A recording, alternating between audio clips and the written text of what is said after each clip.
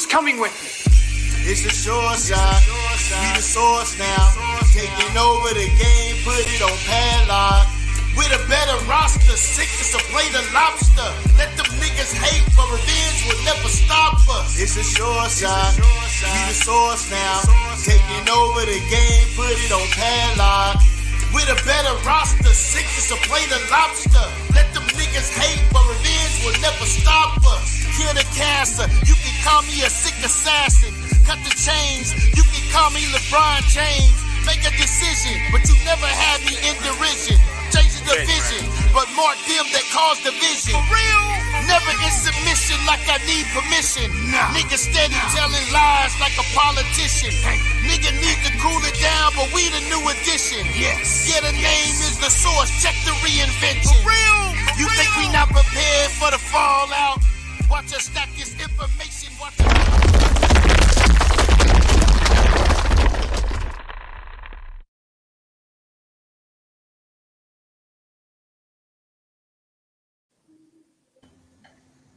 All right. Peace and blessings, family.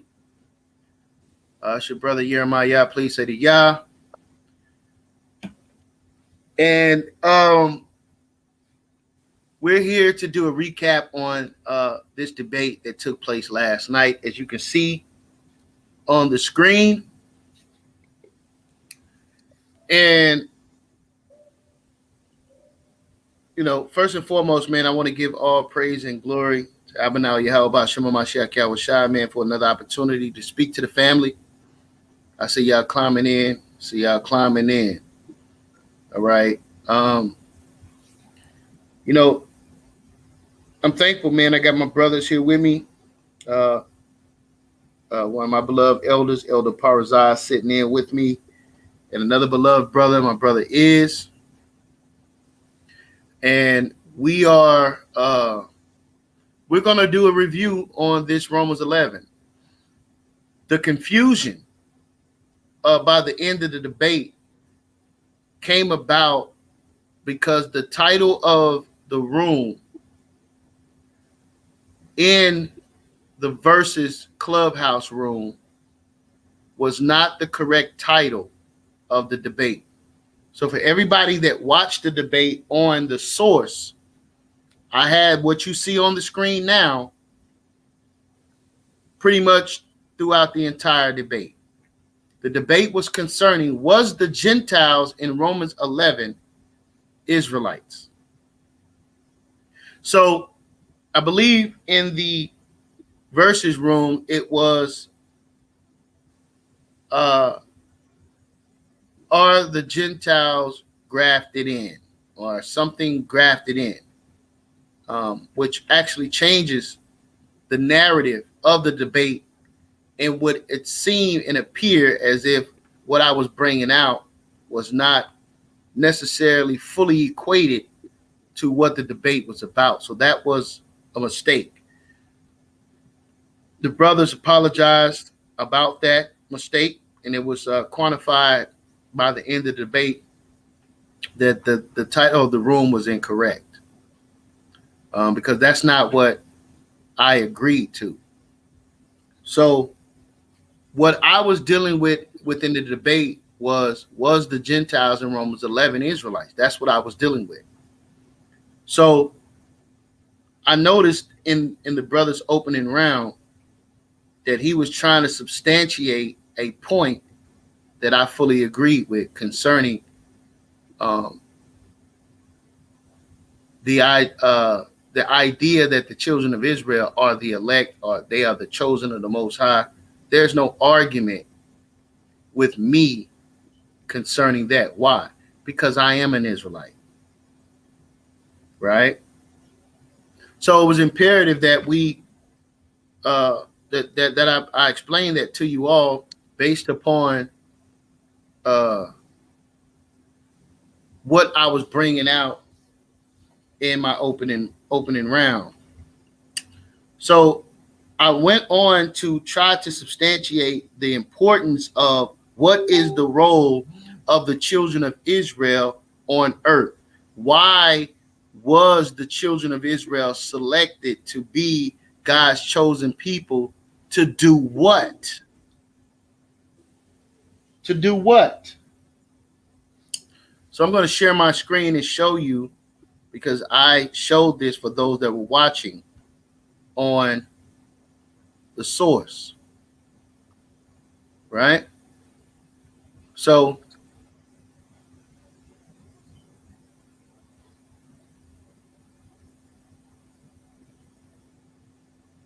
let me get it pulled up here.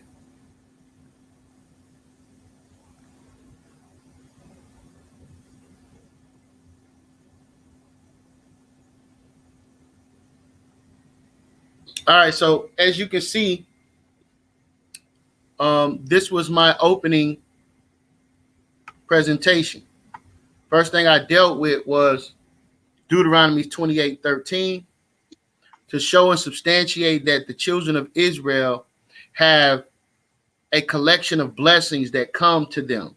And one of those blessings, Deuteronomy 28:13, which says, "And the Lord shall make thee the head and not the tail, and thou shalt be above only, and thou shalt not be beneath, if that thou hearken unto the commandments of the Lord thy power, which I command thee this day to observe and to do them."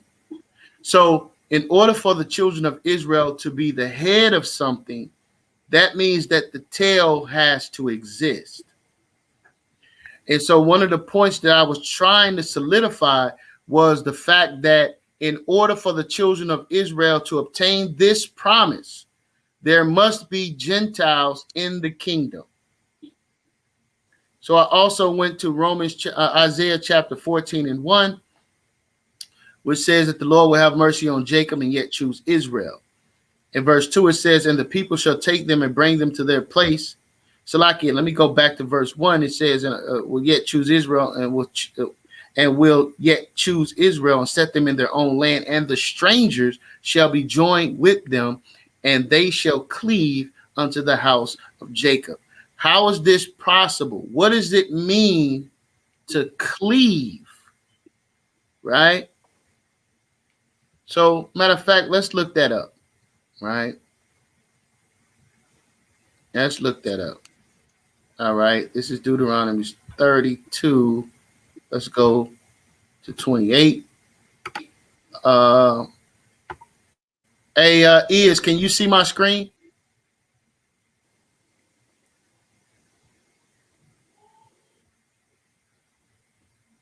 Elder Parzak, can you see my screen? I see a screen with the initial circulation on it, the Source Debate League. That's all that appears right now. Okay, no sweat. Let me go ahead and turn that off. That's why I wasn't able to show that. So, all right. So now we're gonna go here. Deuteronomy 28:30. Salakia, we want Isaiah 14. That's what we want. Isaiah 14:1.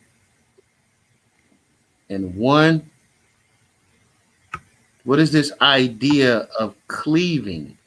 What does that really mean, right? No, that's Samuel, Salak. All right.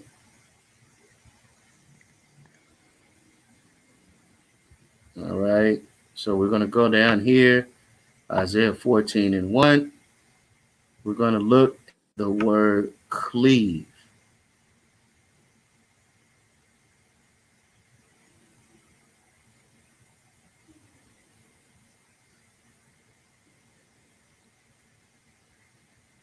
All right. So with them and they shall cleave. That's H5596. And it is Strong's H5596. Safach. Safach. All right. Safach. Which says what? To join, attach to, join together, right? To join, to attach oneself, to join. To join together, hold oneself together, to join oneself. Let's move on. It says to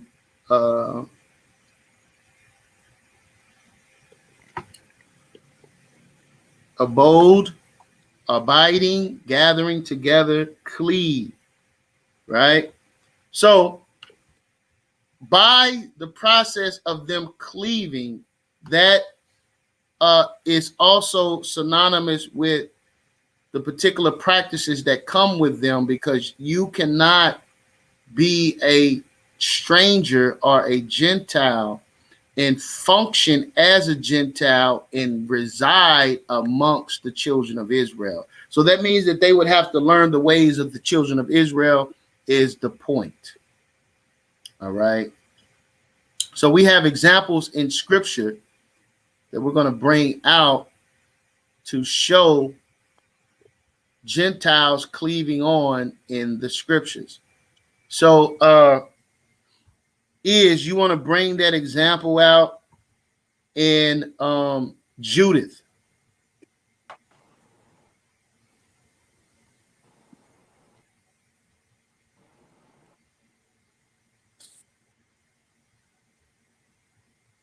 We want to get straight to the meat.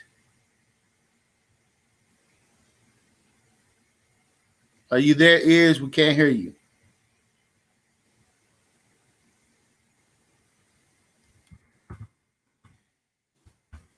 Can't hear you, Ak. You're on mute.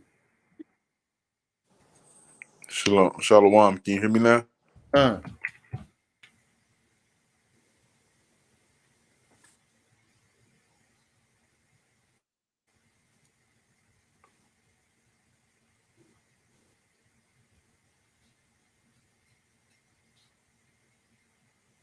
You're just doing intros? No, I was actually wanted you to bring out that example in Judith concerning a Gentile cleaving on. Salaki, my bad. I had just stepped away, but I'm back in action. So in Judith, we go to Judith and we see something real peculiar, right? Forgive me also. I'm on daddy duty as well. So if y'all hear my little one, just bear with me in patience. So in Judith chapter 5, verse 6, and we're not gonna read all of it. I don't think we need to, do we? Yirmiyah? We'll read a few verses out of it to get the focus, and the focus is that we have this guy Achior, and he's marching with this army with Holofernes, and he begins to testify of the history of Israel and how their God defended them. And by the time he gets down to verse 6, he says, this people are descended of the Chaldees, right? Of the Chaldeans. That goes back to Genesis 11:28. All right. Then by the time we get to verse 17, he's talking about how it goes versus when we sin and when we don't. And this is Genesis 7, verse 17, Salaki. Verse 17 in Judah chapter 5 says, and whilst they sin not before their Yah, they prospered, because the Yah that hated iniquity was with them. All right. And then verse 18 says, but when they departed from the way which he appointed them, they were destroyed in many battles very sore, were led captives into a land that was not theirs. And the temple of their Yah was cast to the ground, and their cities were taken by the enemies. Right? So he explains how it goes. If we do right, we reap the good. We do bad, we end up being a tail. Okay? All right. So then this is a Gentile. So by the time we get to chapter 14, right? And we just speed reading through the story. All right. The enemy, or the terror to the children of Judah, which was Holofernes, is being destroyed. By chapter 14, verse 5, Achior is saying this. But he says this. Verse 4 of Judah chapter 14 says, so ye, thank you.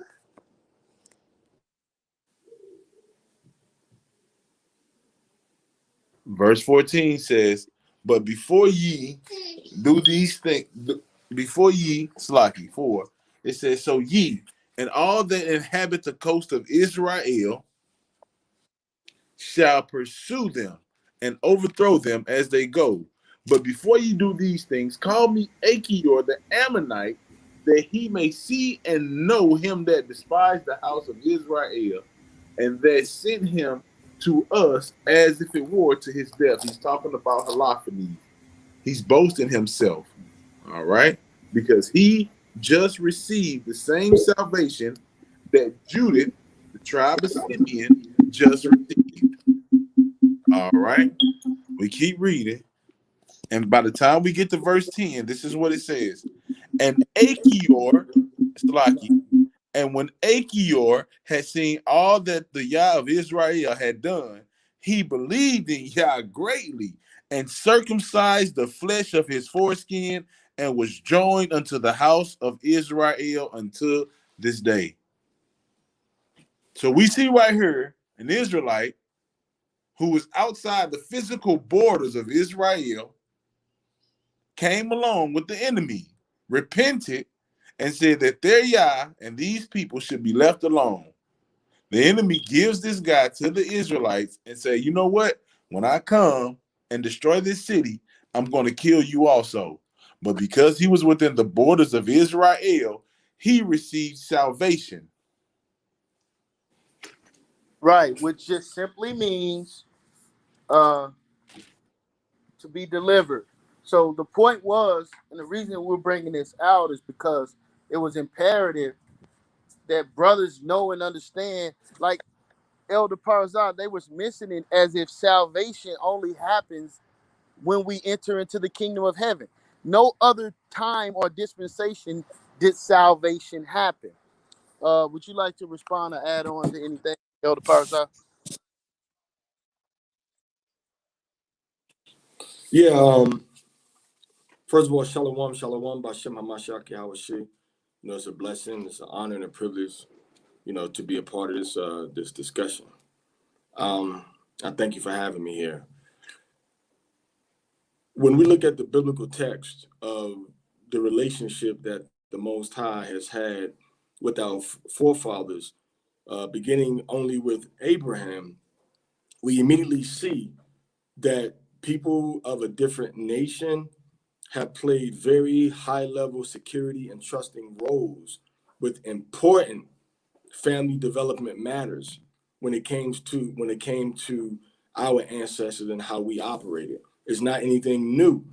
However, in a post-slavery traumatized mentality, in a post-slavery state of spiritual trauma, it's very difficult to conceive our amicable relationships with nations outside of people that look like us. Okay, so it's very understandable why people may have a misunderstanding of how international, intergovernmental, intertribal politics operate outside of what they know and outside of what they've experienced, because they've never had these type of experiences. So what it does is when they read the biblical text, they're alienated from things that are occurring in the biblical text, and they try to reverse engineer what's happened to us to be the same parameters and social boundaries that we read about in the scriptural text, and that's just not the case.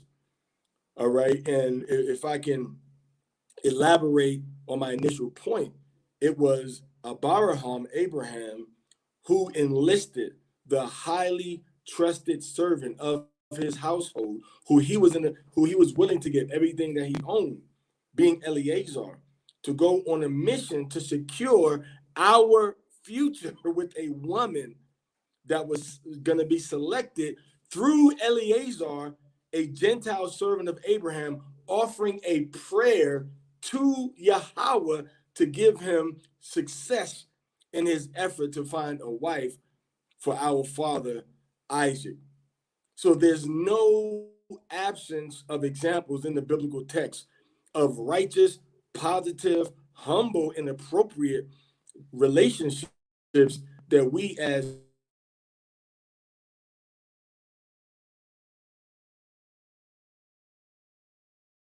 with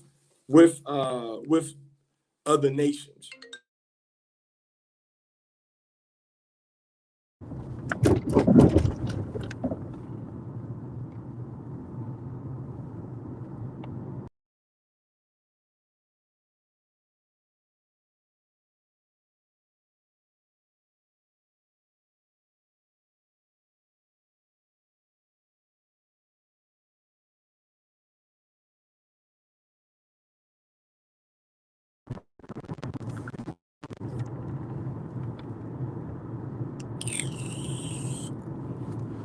Can you hear me, Elder?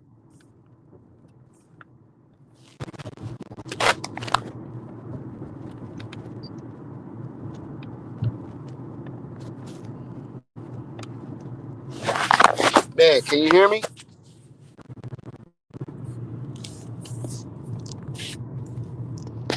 Man, this thing is terrible.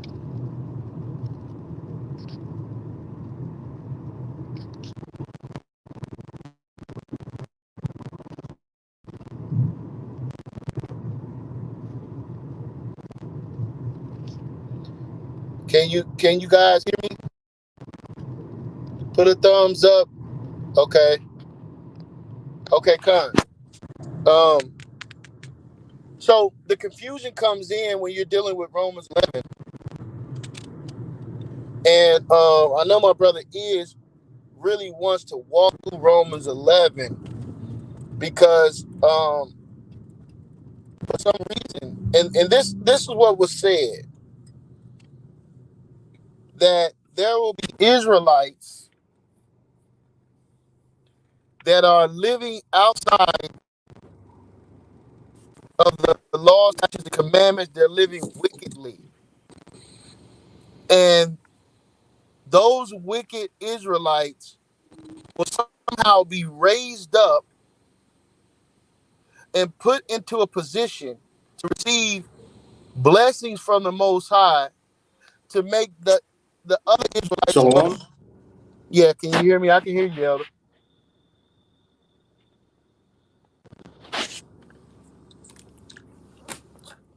Can you hear me?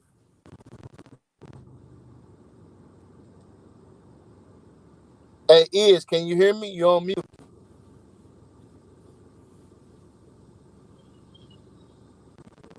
Yeah, shalom, Mark. Shalom, Mark. I can hear you very fine.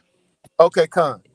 So it was told that these evil, wicked Israelites will be raised up to make the Israelites that are at least trying to keep the law, statutes, and commandments, but some way are going to be punished for not keeping the law, statutes, and commandments, and they're going to be raised up to make the other Israelites jealous.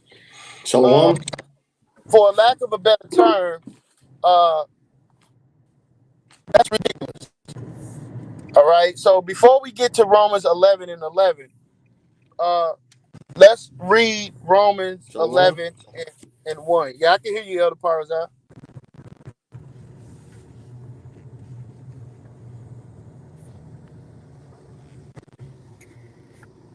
Can you hear me, Elder Parzah?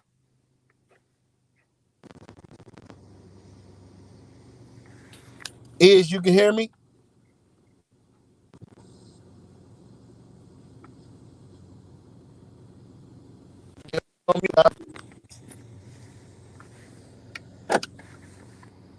I hear you out. Okay, come through water. All right, so if we could read Romans 11, because I'm trying to get some understanding on why our brothers saying what they're saying. And Elder Parzah, I would like you to kind of chime in on the history of One West. Shalom. Shalom. I can't hear anything. Let's see. I can't hear anything. We can hear you loud and clear. Can you tell the elder we can hear him? Elder, we can hear you just fine. Shalom. Shalom. Shalom. Can you hear me, Elder? Can I be heard? Elder, you can't be heard. Yes, you can be heard. Or Shalaki, you can be heard. Can you hear us?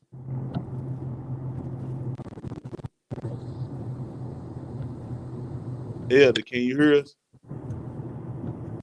I can hear you loud and clear.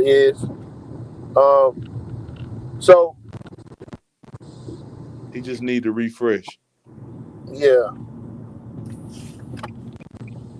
So let's read Romans 11 because again, as the elder was bringing out about reverse engineering the mindset of the reconciliation of the Northern Kingdom and Southern Kingdom, which the brother tried to run from. And I'm going to play some of the clips from that debate so you all can see, for those who had missed it, how did they come to the conclusion that the Israelites living in the Gentile Shalom. state, Can't hear so me. we can hear you, Elder. If you're still here or not.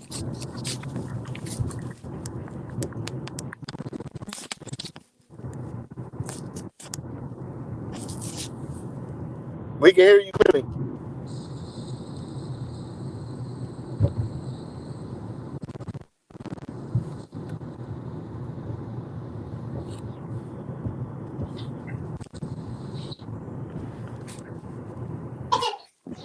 Can you hear me? Yeah, I got it. Hold on 1 second. All right, Huh? give me 1 second. Okay.